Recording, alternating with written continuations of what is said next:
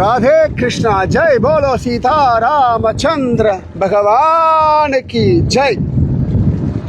வைகுந்தம் புகுவது மன்னவர் விதியே அப்படின்னு நம்மாழ்வாருடைய திருவாக்கு. அதாவது பூமியில பிறந்த எல்லாருக்கும் வைகுந்த பிராப்தி உண்டு அப்படின்னு. அது நிஜமா நடந்த ஒரு இடம் பார்க்கணுமா, அந்த இடம் தான் இது. இந்த இடத்துக்கு பேரு கோ பிரதார தீர்த்தம்னு பெயர். ஸ்கந்த புராணத்துல ரொம்ப விசேஷமா இந்த இடத்த பத்தி காண கிடைக்கிறது.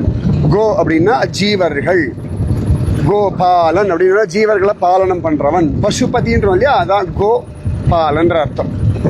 அப்ப பகவான் ராமச்சந்திரமூர்த்தி 11,000 வருஷங்கள் லீலை முடிச்சுட்டு கிளம்புறான். அவ பகவான் கிளம்பலாம் தீர்மானம் பண்ணிடுறான்.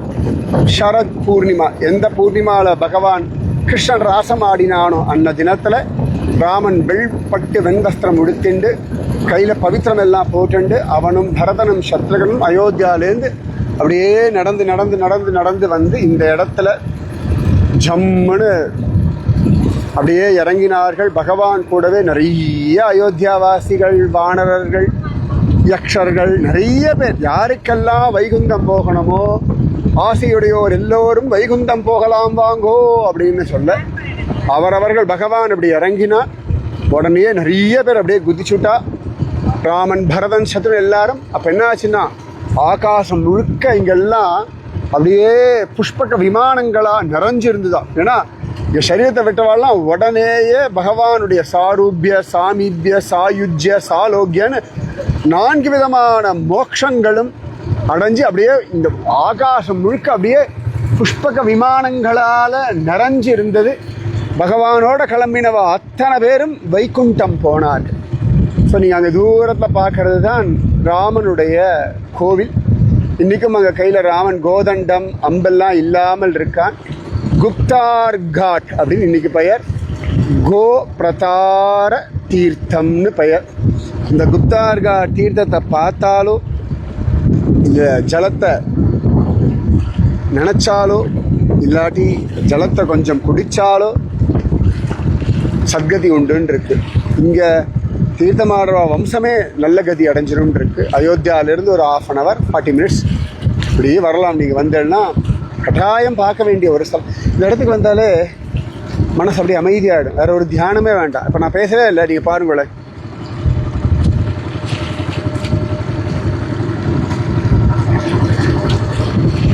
அப்படியே மனசு அப்படியே அமைதியாகிடும். மனசு நிர்மலம் இல்லையா, அதாவது எல்லாம் முடிச்சாச்சு, ரைட் கிளம்பலாம். இந்த கம்ப்ளீட்னஸ் அப்படின்னு சொல்லுவோம் இல்லையா, அந்த கம்ப்ளீட்னஸ்ன்ற அனுபவம் கிடைக்கக்கூடிய ஒரு இடம் இந்த குப்தார் காட் அப்படின்னு சொல்லும்படியான கோ பிரதார தீர்த்தம். ஸோ உங்கள் எல்லாருக்காகவும் பிரார்த்திச்சுக்கிறேன். உங்கள் மனசும் அந்த கம்ப்ளீட்னஸ் வரட்டும். உங்களுக்கு தெரிஞ்சதெல்லாம் நீங்கள் பண்ணிட்டு இருங்கோ. பகவான் எப்போ கூப்பிட்றானோ நீங்கள் கிளம்பலாம்.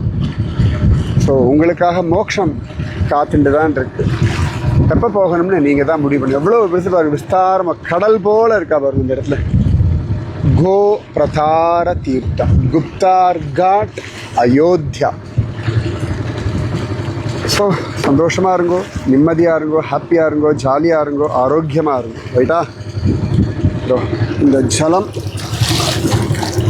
எல்லாருக்காகவும் உங்களுடைய மோட்சத்திற்காக சேர்த்து இந்த ஜலத்தை நான் சமர்ப்பணம் பண்ணுறேன்.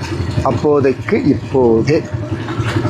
ஜெய் போலோ சீதா ராமச்சந்திர பகவானுக்கு ஜெய். குப்தார் காட் இங்கே பக்கத்தில் இங்கே 2 ஹரி உண்டு. குப்தஹரி, சக்கரஹரின்னு பிராச்சீனமான ஹரி. அதெல்லாம் நீங்கள் பார்க்கணும். சரியா?